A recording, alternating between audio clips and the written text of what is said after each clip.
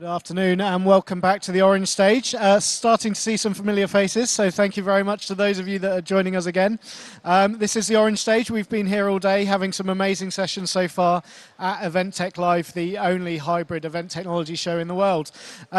I want to touch on a couple of bits of housekeeping. Most of you will have heard this already, but the best way to take part in these sessions is using headphones. So if you are sat at your chair and you'd like to hear in the best possible way, then chuck a pair of headphones on. If we can ask you to leave them on your chair when you leave, they'll be cleaned and replaced ahead of the next session.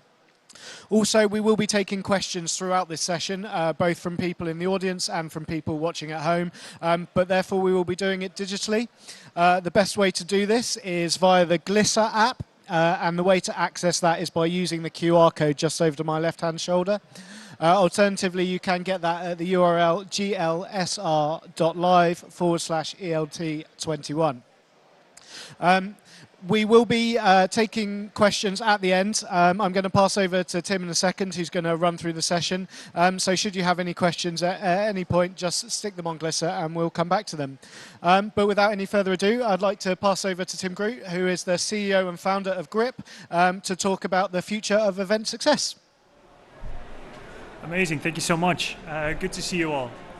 So yeah, as the slide says, I'm going to be talking about event success and why hybrid is not an event type or a tactic, but hybrid is really a strategy that I think organizers should be adopting. A little bit about me, I'll keep it short. So I'm Tim, I'm the founder and CEO of Grip. We work with 12 out of 20 of the largest trade show organizers in the world that use us for many of their events across the year. Started about 2015, so we were in the space before the pandemic and have continued to grow since. And so really I think what we've seen is some very interesting trends that I really wanted to talk about today, of what we're seeing of how organizers are looking at the future and what has actually changed for an event organizer. Because while everything seems to maybe be going back to normal, whatever that might be, there's actually some fundamental changes that have happened that organizers should be aware of. And so there is some reasons of what we're going to be talking about today. So first of all, the event success funnel, from virtual to in-person experiences. Then we're going to be talking about the future is hybrid as a strategy, and then that road to success, right? Like what are the steps to take in order to start executing on that strategy roadmap. The first thing is actually there's some exploratory research that came out quite recently, I think last week, and I think they're presenting it this week at UFI as well, is that the interest in hybrid has really gone down. So if you compare kind of the interest last year and the surveys that were done a couple of weeks ago, you really see that there is a decline in interest among participants. And I think that is because hybrid has been positioned without really defining what it actually is. So I think that we really need to look at what is the real value proposition that we're trying to give event participants. What is the value proposition of the virtual component, and what is the value proposition of the in-person component? And we need to define those, otherwise we can't get people interested in it because it can't deliver on what they're looking for. So when we actually asked, we did a little bit of our own surveys, and we asked them, okay, do you have, as an organizer, a strategy for hybrid, and how does it look like? And as you can see, most do not. So 39% slightly agrees, and a further 23% really agrees with that statement. So they don't really have a strategy, most organizers, of what hybrid is. And actually we did another question asking them, so why are you doing hybrid events? And they're like, well, mainly because other people are doing it. So it's a real movement going on there where everybody's looking at each other and feels that they have to do it. And it's sort of a reason to look at I can't get everybody in person, so let's get some virtual people to attend that way. So fundamentally what is happening is that the industry is going through a very monumental shift. And that shift is that previously event organizers were in a so-called single channel business. So the only way that an organizer delivered value to their customers, which event exhibitors and visitors, was through in-person events. It's like retail 25 years ago, before the internet came along, you only had brick and mortar shops. So it's a real single channel way of delivering value was really what organizers were doing, organizing physical events. And all the objectives that visitors and exhibitors had were satisfied through that primary channel. So what you're really looking at here is the objectives that visitors and exhibitors have when attending events. And the main objectives are really around, as you can see, awareness, seeking new products, innovation, meeting potential suppliers, meeting potential customers. So they're really kind of along the value chain of why people want to interact with each other. Now actually you can put that into a funnel because those stages align perfectly with a sales funnel. So really what an organizer does is they bring people together at different layers of the experience. So the top of funnel awareness, right? Like for example, you're all here to keep up with new trends and innovations and to see new products and services, right? It's top of funnel stuff. And then we're having meetings here with customers as well, which is more lower down the sales funnel. So there is like different interaction layers that are happening, what a visitor is looking for and what an exhibitor is looking for. What we've seen is that this top of funnel component, awareness and lead gen, have actually been extremely or quite satisfactory in an online environment. I can reach more people, I can get customers, potential customers from all over the world, and as a visitor, I can get the insights and kind of participate in this talk and listen in wherever I am. I don't need to travel to London in order to do that. And that makes a huge difference. Because previously, in order to really get the most out of that layer, those objectives, to satisfy them, I had to attend in person. And now I can do that virtually. And I can do it on demand, I can do it whenever I want to.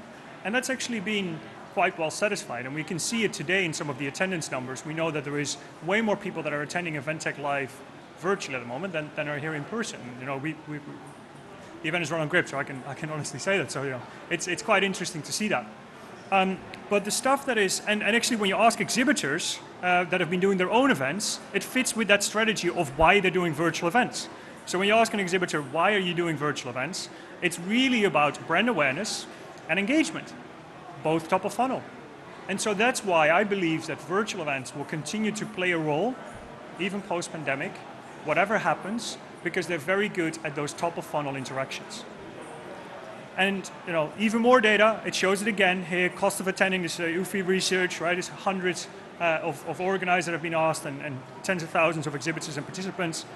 Cost of attending much lower for virtual, value for time, quality of educational content, all show that really virtual works. But, there is a big but. The bottom part of the funnel, that's the piece where virtual has really struggled and where the opportunity and the need lies for in-person. The reason that people are showing up here today is because they want to strengthen and build new relationships and actually have that face-to-face interaction. Meet with new suppliers, meet with existing clients, networking. Those are the key parts that people want to do in person that they weren't successful at during a virtual event. And again, the data shows that. If you look here at the light blue and the dark blue bars, that's what people prefer doing for in-person events. And as you can see, those parts are predominantly skewed towards the in-person events. So what that means is we're ending up in a sort of hybrid funnel, a hybrid customer journey. So the real potential lies in the top of funnel part being virtual, where what we're going to see is that awareness and lead stage will continue to be online, but for organizers to then convert that audience into in-person attendees and participation. And those are the real two components that can play off each other. Using the right format for whatever the participant is looking for and enabling to achieve the greatest amount of event success. So that's really the two layers that we're seeing and how we're kind of starting to think about the different objectives that people have attending events and the different reasons that they're here. The people that are attending virtually today are looking for that high-level insight. People that are roaming around here today have probably more of a preference for meeting with new suppliers, seeking innovation that way, and meeting with some of those existing and new suppliers as well. Now, what we're seeing, however, is that this also has an impact on why people attend in-person events. So what you can see here is the center bar, the orange one is from last year, and then the blue bar, dark blue bar is kind of from this year. And you can see that there has been a kind of a solid number of people that really want to focus on visitor quality so on the left-hand side, whereas the visitor numbers are maybe kind of slightly less important than they were before. Because people are getting the volume which they want for awareness and leads from the online component, but for in-person events, exhibitors are saying, hey, I really want quality. I really just, of course I also need volume. We want a lot of people to be attending, but quality is a more important indicator for us when doing in-person than virtual. So what that means for organizers is that you need to be even better at making sure that the right people end up talking to each other. There is less of a chance to depend on chance, but you need to make sure that you're actually doing the work to put the right people together. Because if you have less visitors and you are more reliant on making sure that the visitors are there, are having the right conversations with your exhibitors, you need to make sure that they're talking to each other and having conversations. So some of the key takeaways around this: education awareness will happen via small, short, focused online events throughout the year. I've got some great research on our website about that, and like how to format these smaller, shorter virtual events and how to drive them successfully. In-person events will have a focus on strengthening and maintenance of relationships as the main value prop. I think it's super important for organizers to invest in the ability to make sure the best possible meetings happen on site between exhibitors and visitors. So I think that hosted by or pre-scheduled meeting programs are going to be more and more important. We had an event last week, Money 2020, big fintech event, and a month before that, same one in Amsterdam, and we've seen over 10,000 meetings being scheduled there. And the real thing that shows is how important those meeting programs are, and how reliant people are on them, and how much of an influence they have on the success of an event. And then the last point, we'll really see a resurrection of those pre-scheduled meeting programs, as I mentioned, because I think you can drive a very high quality return on time. So what I mean with that is that imagine showing up at an in-person event, and the first 2 hours of the event, you've got 50-minute speed networking meetings lined up with the most relevant exhibitors that give you some great insights, some great knowledge, and really facilitate those conversations. So we're seeing some really interesting formats there that are really going to enable converting what might have been an online lead into an in-person meeting using those pre-scheduled meeting programs. Now then there is an interesting step, because now if we see, here we take the customer journey, we have Jane, and Jane attends the virtual event in January and goes to the in-person event in March. Now what that means is we start having a fragmented customer journey. We end up in a so-called multi-channel experience, where unless these two touch points are connected, there is a fragmentation of data. So what we end up with is that maybe Zoom is used for the virtual event, and there is some interactions that happen there, and people were chatting with each other. There's a sponsor that was doing that session, and then the in-person event is maybe done on a different platform. And what then happens is that there is no connection between these two. The exhibitor knows that some of the people that were participating in that Jane that was participating in January is also going to be at the in-person event, but they're not tied together. And I think that this is the kind of new multi-channel experience. So we've really moved from a single channel experience where it was just in-person events and everything was nice and easy, because you only want one touch point, to a multi-channel experience where it's so much more about all these different interactions that you're having throughout the year. And this is only when looking at events. If you have media and other touch points, there's even more things to be thinking about in that regards. And that's already starting to show, right? So we asked the organizers, what is your biggest concern for 2022? It's not ROI, it's not monetization, data management. Biggest problem. How am I going to make sure that all these different technologies that I'm using, all these different touch points that I want to do across virtual, in-person, content, media, streaming, how do I make sure that all of it actually comes together and provide a holistic experience to the customer? And that's why you need something that ties all of that together. So I think that we've recently launched our engagement hub to make sure that, hey, there is like all these different engagement touch points, and we want to make sure that they all stick together within one experience, so that when Jane actually attends these different experiences, she knows, hey, the interaction that I had at the virtual event ties into the in-person experience. I can see that context, and really excited about kind of continuing to progress that, so you can really tie all of those different touch points together into a single omni-channel experience. So yeah, we launched the engagement hub and doing some really cool stuff around that, so you can see upcoming events, your profile carries over like between the different events, as I mentioned. And we also actually did a big part around connections. So one of the things I'm quite excited about is like when you have a connection that you made in the virtual part, it will show like, hey, this is somebody you already met. Do you want to make sure that you schedule an in-person meeting? And starting to recommend events, right? Say, hey, 5 of the people that you had a virtual interaction with over the last year are going to be at this in-person event. Do you want to attend as well? So we can actually enable organizers to grow that conversion rate. I was speaking to an organizer last week that said, pre-pandemic, their conversion from registration to participation was about 55%. Right now, for the events that they've done in the last couple of months, it was 25%. Massive drop in conversion. So you've spent all that money, Google ad campaigns, social ad campaigns, to get that person registered, and now they're not showing up. So you need to really think of how can I increase that conversion? How can I get that number back up again? And the only way that I think organizers are going to be able to do that is through personalization. Is to really make a more personalized experience and actually involve virtual into that experience. Look at those different touch points and start saying, hey, based on what you interacted with, the article that you interacted with, or the recorded video that you watched, we think you should actually come to the show because you can participate in this roundtable. There's going to be a conversation that is worth attending for you. So I think that's really kind of combining all those different touch points and they're personalizing the experience through that. So yeah, this is kind of what I've been saying for the last couple of minutes and put into a slide. So we had single channel. Currently, a lot of people have been looking at hybrid as a channel, whereas instead it's not. Like hybrid is omni-channel. It's the same word, but in a different industry. So it's really looking at all these different touch points as part of a single customer experience and having a hybrid strategy as such. So I think that over the coming years, when people are starting to do their 2022 planning, when you're sitting with your teams, I would start thinking of, okay, what does this hybrid customer journey look like? What are the different touch points that we are providing to our different stakeholders that really tie all of these things together?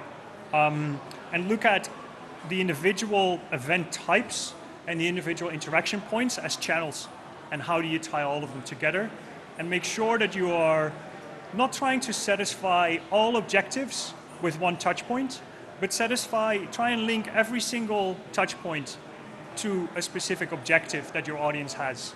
And if you can do that successfully, I think that's the best chance you have of creating a very successful strategy for the future.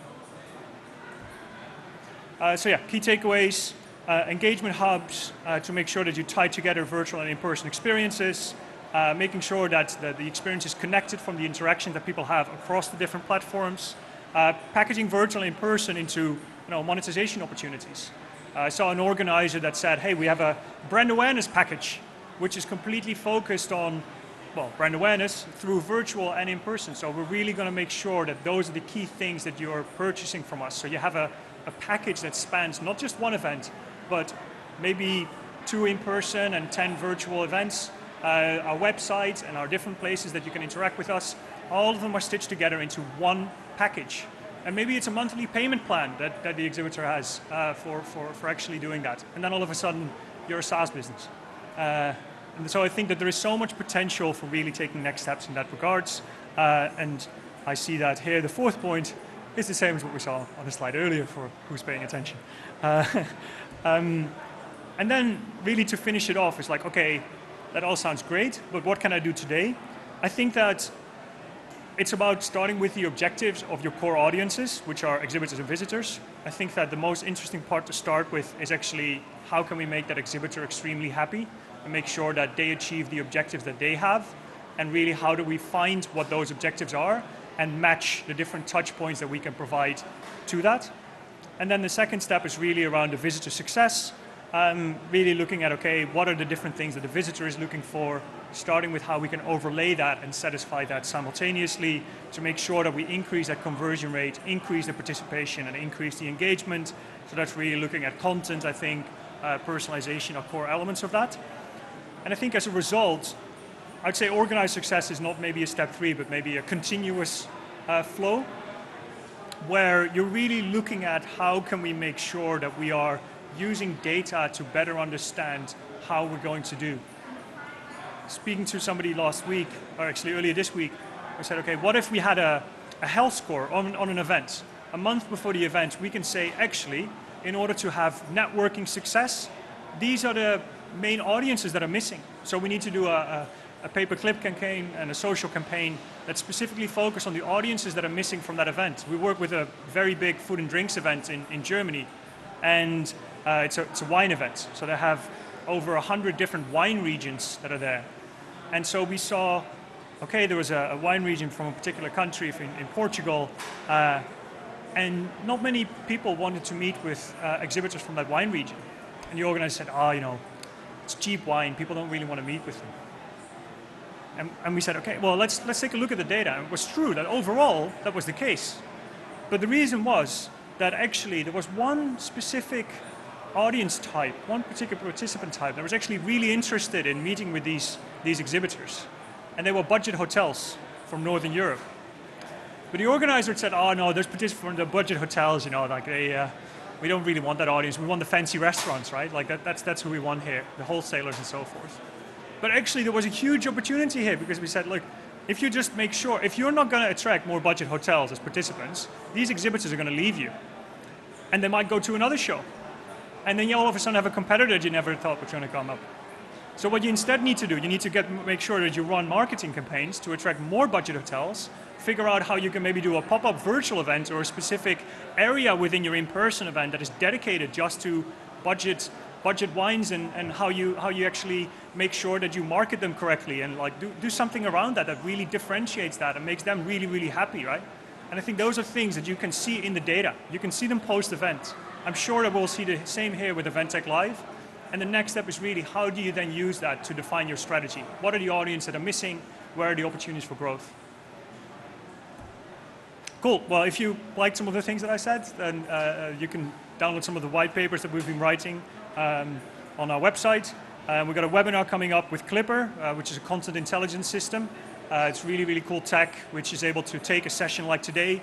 And so, for example, there were 3 sections. It will be able to recognize those topics and present it to your participants to say like, okay, this in the first 5 minutes, Tim was discussing this part. So if you're interested in that, go listen to that. So it's able to automatically index content.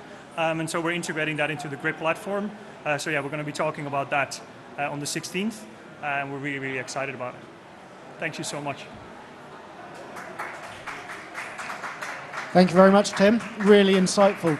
I'm just going to go through a few questions. I have spotted a couple of questions that have come through on the Glisser app. While we're talking about this question, as I mentioned earlier, you can submit your own questions using Glisser, glsr.live/ETL21. For now, we will use this one. So in your experience, Tim, would you agree that hybrid events are more work than the alternatives? And if not, why not? Is there any evidence to suggest that hybrid takes more time, resources, costs, and that sort of thing? Yeah, hybrid does take significantly more time and resources. And I think that it's actually one of the reasons that a lot of organizers have found them very stressful to organize, because typically event organizers have less staff today than they had 24 months ago.